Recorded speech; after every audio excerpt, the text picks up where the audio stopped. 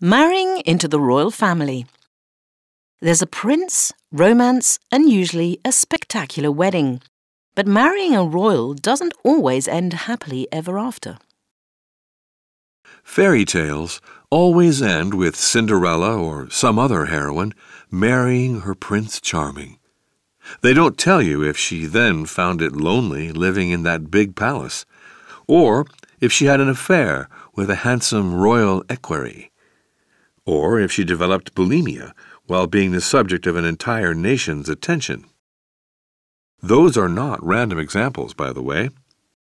The recent history of women who have married into the British royal family has mostly not been a happy one.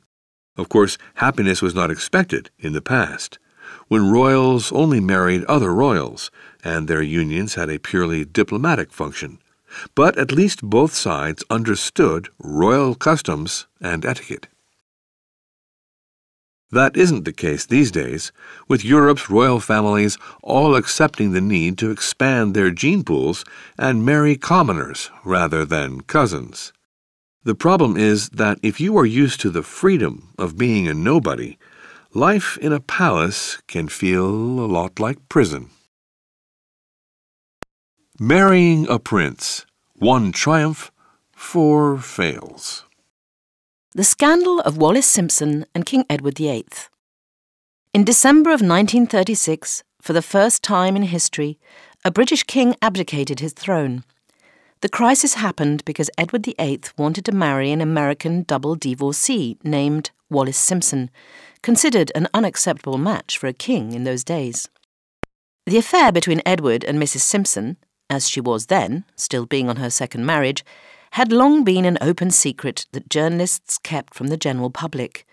But when King George V, his father, died in January of 1936, their romance soon provoked a very public crisis. According to opinion of the time, if the new king married Wallis when her second divorce was finalised, there would be a surge of republicanism that could endanger the monarchy.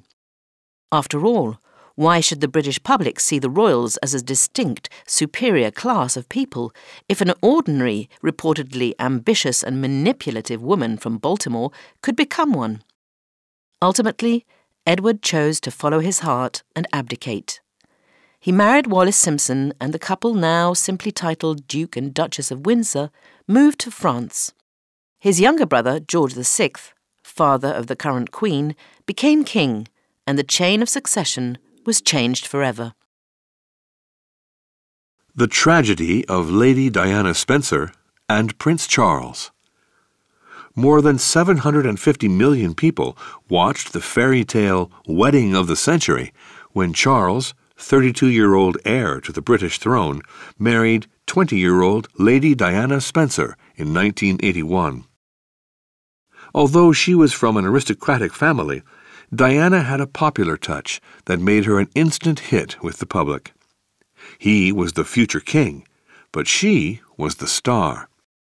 That, along with the fact that Charles loved another woman, doomed their relationship from the start. Having naively believed in the fairy tale, Diana became bulimic and suicidal as the loveless reality of her marriage became evident.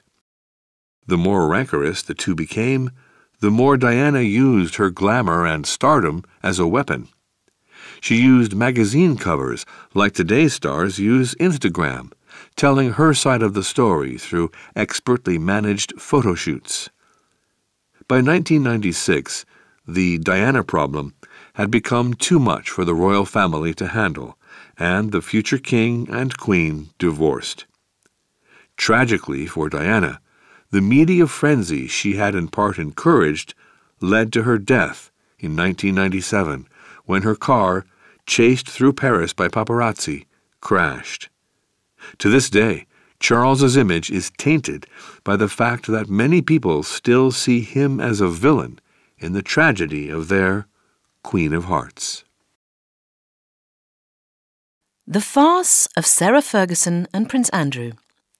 Ironically, one of the most harmonious royal couples is divorced.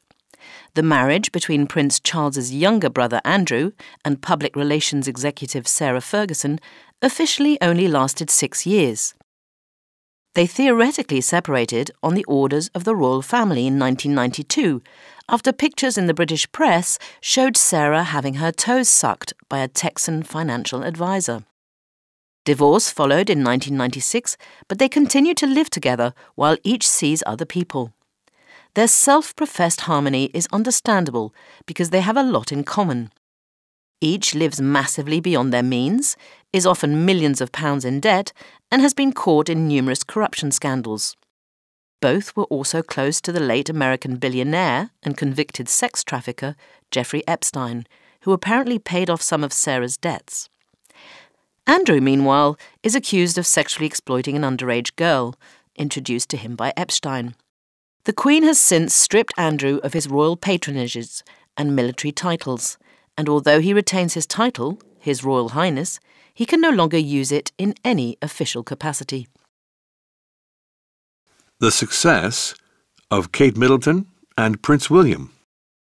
Kate Middleton, who met Prince William when both attended the same university, is the daughter of middle-class business people. Her mother was once a flight attendant, which is why it is rumored that William's upper-class friends used to snobbishly call Kate doors to manual behind her back.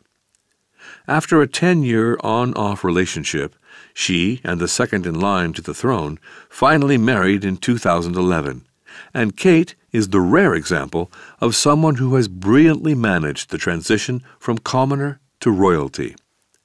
Clearly modeling herself on the Queen, Kate is always pleasant, but never interesting. She has won the public's affection with her constant smile and by never revealing much about her character, opinions, or emotions. In other words, she is a perfect queen to be. She dresses in a subtly modernized version of demure royal fashion, reminding the public of her humble beginnings by mixing high street fashion with designer clothes. Radically, she sometimes even wears the same outfit twice.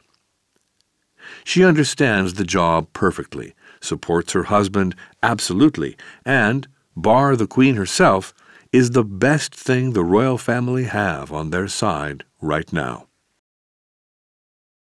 The melodrama of Meghan Markle and Prince Harry. At first, the marriage between actor Meghan Markle and William's younger brother seemed like a coup for the royals. She and Harry were clearly in love, and as a biracial American, Meghan brought an air of modernity and relevance to the institution of the monarchy. Sadly, the two worlds proved incompatible. Meghan seems to have found the restrictive protocols of palace life and aggressive media attention intolerable.